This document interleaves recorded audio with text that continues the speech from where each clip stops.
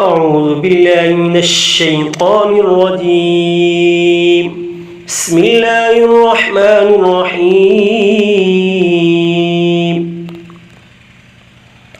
ياسين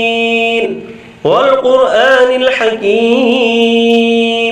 إنك لمن المرسلين على صراط مستقيم تنزيل العزيز الرحيم لتنذر قوما ما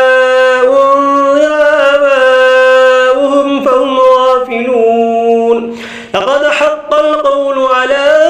أكثرهم فهم لا يؤمنون إنا جعلنا في أعناقهم أغلالا فهي إلى الأذقان فهم مقمحون وجعلنا من بين أيديهم سدا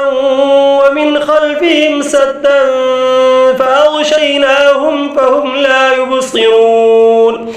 وسواء عليهم أأنذرتهم أم لم تنذرهم لا يؤمنون إنما تنذر من اتبع الذكر وخشي الرحمن بالغيب فبشره بمغفرة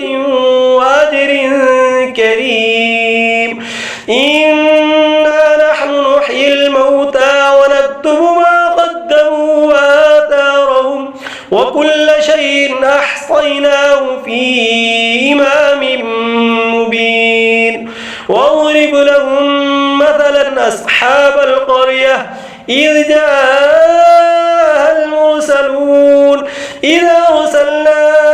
إليهم اثنين فكذبوهما فعززنا بثالث فقالوا إنا إليكم مرسلون قالوا ما أنتم إلا بشر مثلنا وما أنزل الرحمن من شيء إن أنتم إلا تكذبون قالوا ربنا يعلم إنا إليكم لمرسلون وما علينا إلا البلاغ المبين قالوا إنا تطيرنا بكم لئن لم تنتهوا لنرجمنكم وليمسنكم منا عذاب أليم قالوا طائركم معكم أئن ذكرتم بل أنتم قوم مسرفون وجاء من أقصى المدينة رجل يسعى قال يا قوم اتبعوا المرسلين اتبعوا من لا يسألكم أجرا وهم مهتدون وما لي لا أعبد الذي فطرني وإليه ترجعون أتخذ من دونه آلهة إن يردني الرحمن بضر لا تغن عني شفاعتهم شيئا ولا ينقذون إني إذا لفي ضلال مبين إني آمنت بربكم فاسمعون قيل ادخل الجنة قال يا ليت قومي يعلمون بما غفر لي ربي وجعلني من المكرمين وما أنزلنا على قومه من بعده من جند من السماء وما كنا منزلين إن كانت إلا صيحة واحدة فإذا هم خامدون يا حسرة على العباد ما يأتيهم من رسول إلا كانوا به يستهزئون ألم يروا كم أهلكنا قبلهم من القرون أنهم إليهم لا يرجعون وإن كل لما جميع لدينا محضرون وآية لهم الأرض الميتة أحييناها وأخرجنا منها حبا فمنه يأكلون وجعلنا فيها جنات من نخيل وأعناب وفجرنا فيها من العيون ليأكلوا من ثمره وما عملته أيديهم أفلا يشكرون سبحان الذي خلق الأزواج كلها مما تنبت الأرض ومن أنفسهم ومما لا يعلمون وآية لهم الليل نسلخ منه النهار فإذا هم مظلمون والشمس تجري لمستقر لها ذلك تقدير العزيز العليم والقمر قدرناه منازل حتى عاد كالعرجون القديم لا الشمس ينبغي لها أن تدرك القمر ولا الليل سابق النهار وكل في فلك يسبحون وآية لهم أنا حملنا ذريتهم في الفلك المشحون وخلقنا لهم من مثله ما يركبون وإن نشأ نغرقهم فلا صريخ لهم ولا هم ينقذون إلا رحمة منا ومتاعا إلى حين وإذا قيل لهم اتقوا ما بين أيديكم وما خلفكم لعلكم ترحمون وما تأتيهم من آية من آيات ربهم إلا كانوا عنها معرضين وإذا قيل لهم أنفقوا مما رزقكم الله قال الذين كفروا للذين آمنوا أنطعم من لو يشاء الله وطعمه إن أنتم إلا في ضلال مبين ويقولون متى هذا الوعد إن كنتم صادقين ما ينظرون إلا صيحة واحدة تأخذهم وهم يخصمون فلا يستطيعون توصية ولا إلى أهلهم يرجعون ونفخ بالصور فإذا هم من الأجداث إلى ربهم ينسلون قالوا يا ويلنا من بعثنا من مرقدنا هذا ما وعد الرحمن وصدق المرسلون إن كانت إلا صيحة واحدة فإذا هم جميع لدينا محضرون فاليوم لا تظلم نفس شيئا ولا تجزون إلا ما كنتم تعملون إن أصحاب الجنة اليوم في شغل فاكهون هم وأزواجهم في ظلال على الأرائك متكئون لهم فيها فاكهة ولهم ما يدعون سلام قولا من رب رحيم وامتازوا اليوم أيها المجرمون ألم أعهد إليكم يا بني آدم ألا تعبدوا الشيطان إنه لكم عدو مبين وأن اعبدوني هذا صراط مستقيم ولقد أضل منكم جبلا كثيرا أفلم تكونوا تعقلون هذه جهنم التي كنتم توعدون اصلوها اليوم بما كنتم تكفرون اليوم نختم على أفواههم وتكلمنا وتشهد أرجلهم بما كانوا يكسبون ولو نشاء لطمسنا على أعينهم فاستبقوا الصراط فأنى يبصرون ولو نشاء لمسخناهم على مكانتهم فما استطاعوا مضيا ولا يرجعون ومن نعمره ننكسه في الخلق أفلا يعقلون وما علمناه الشعر وما ينبغي له إن هو إلا ذكر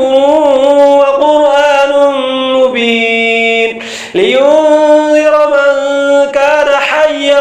ويحق القول على الكافرين أولم يروا أنا خلقنا لهم مما عملت أيدينا أنعاما فهم لها مالكون وذللناها لهم فمنها ركوبهم ومنها يأكلون ولهم فيها منافع ومشارب وفلا يشكرون واتخذوا من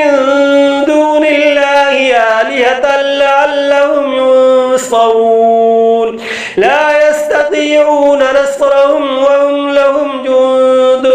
محضرون فلا يحزنك قولهم إنا نعلم ما يسرون وما يعلنون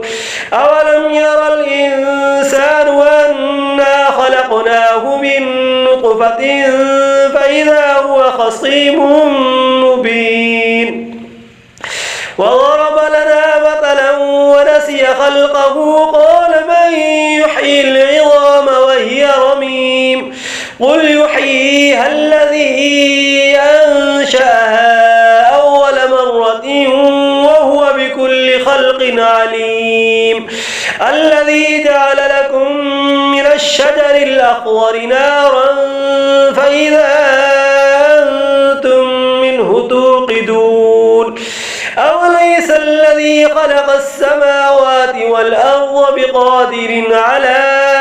أن يخلق مثلهم بلى وهو الخلاق العليم إنما أمره إذا أراد شيئا أن يقول له كن فيكون فسبحان الذي بيده ملكوت كل شيء وإليه ترجعون بسم الله الرحمن الرحيم الرحمن علم القرآن خلق الإنسان علمه البيان الشمس والقمر بحسبان والنجم والشجر يسجدان والسماء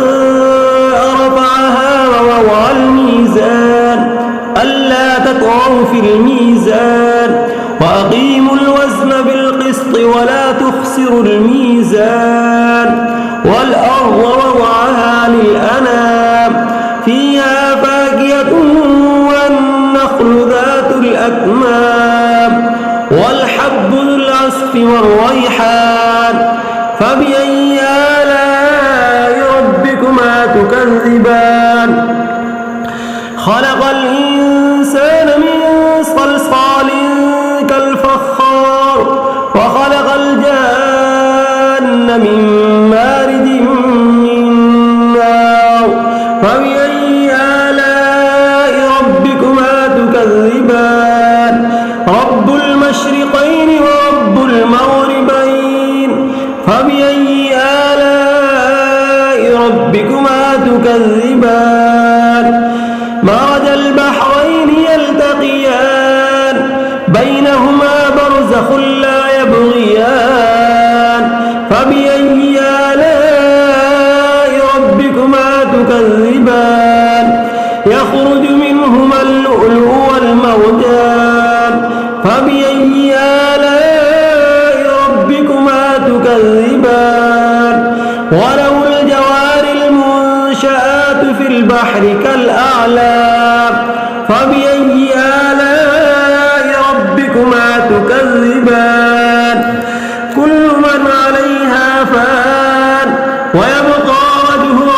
ذو الجلال والإكرام فبأي آلاء ربكما تكذبان يسأله من في السماوات والأرض كل يوم هو في شأن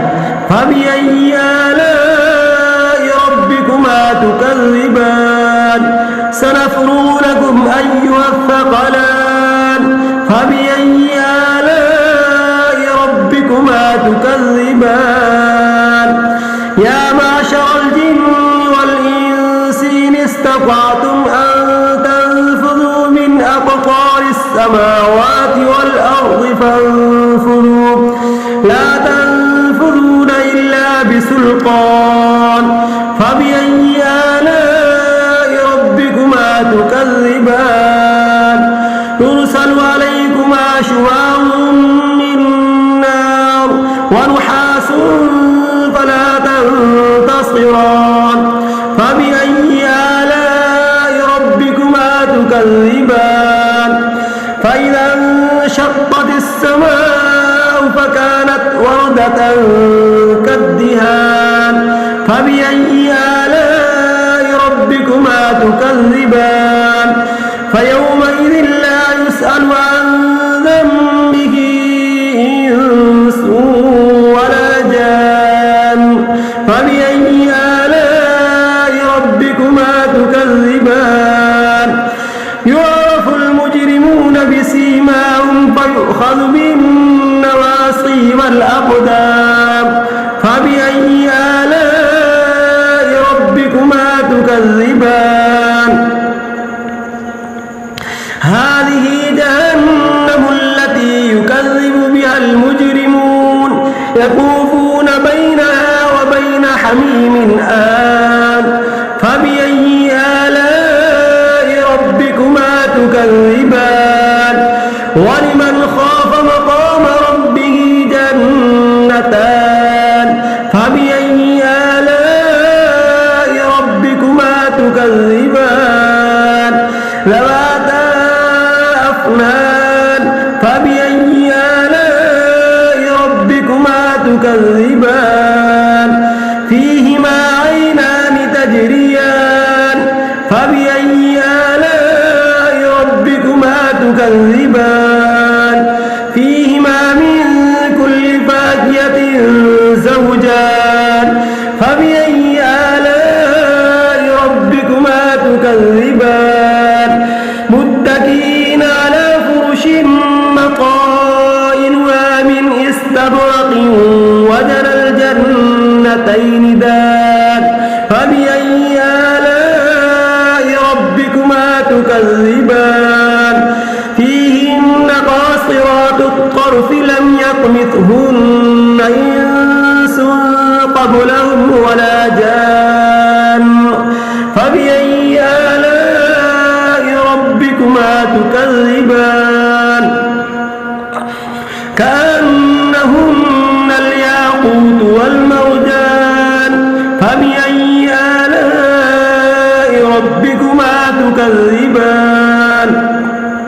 هل جزاء الإحسان إلا الإحسان فبأي آلاء ربكما تكذبان ومن دونهما جنتان فبأي آلاء ربكما تكذبان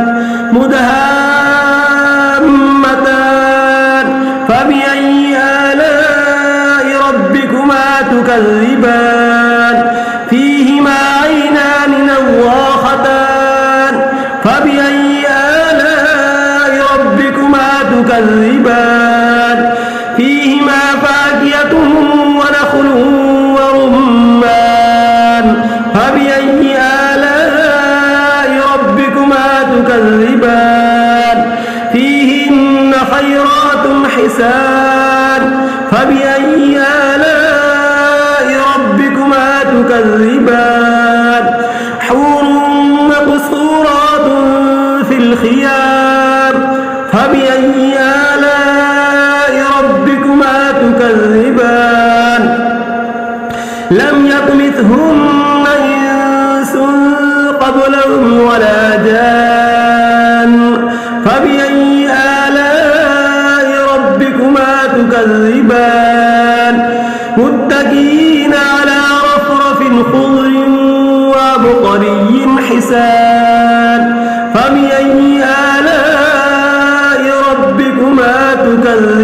تكذبان تبارك اسم ربك ذي الجلال والإكرام بسم الله الرحمن الرحيم تبارك الذي بيده الملك وهو على كل شيء قدير الذي خلق الموت والحياة ليبلوكم أيكم أحسن عملا وهو العزيز الغفور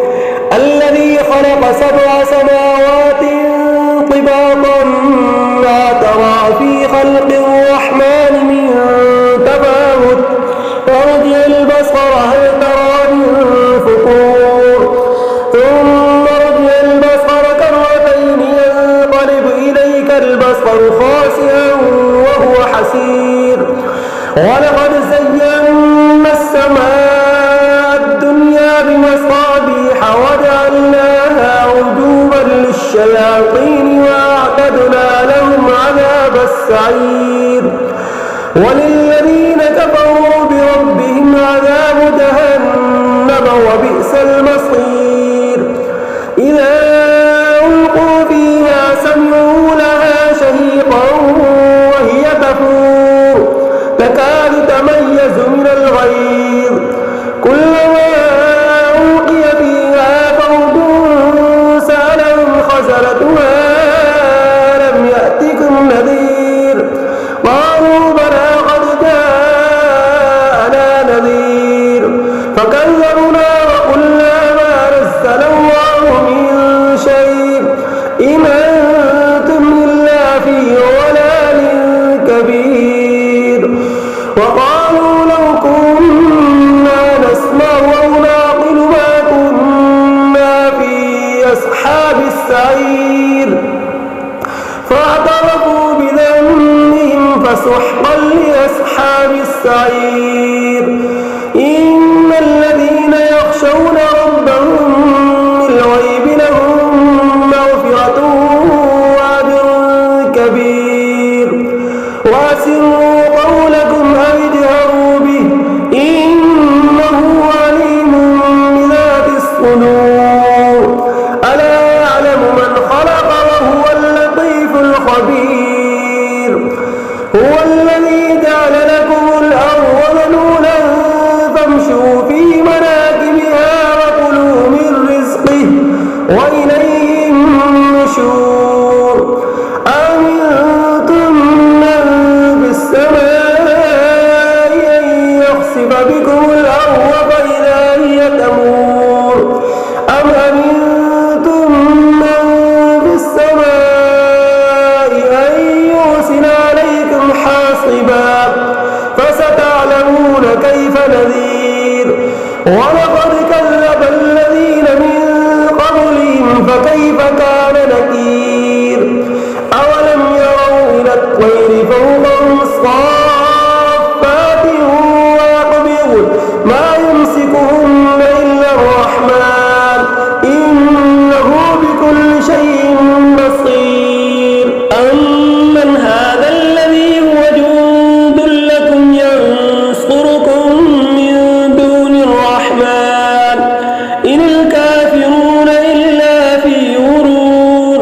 أمن هذا الذي يرزقكم إن أمسك رزقه بل لجوا في عتو ونفور أفمن يمشي مكبا على وجهه أهدى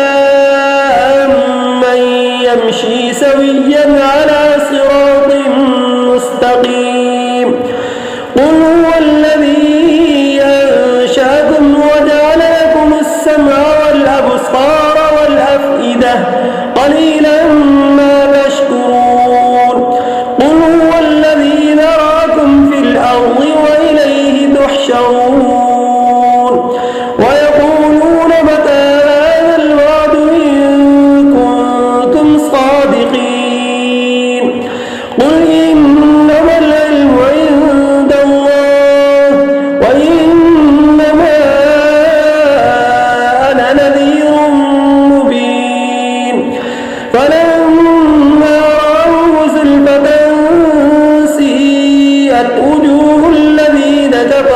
وقيل هذا الذي كنتم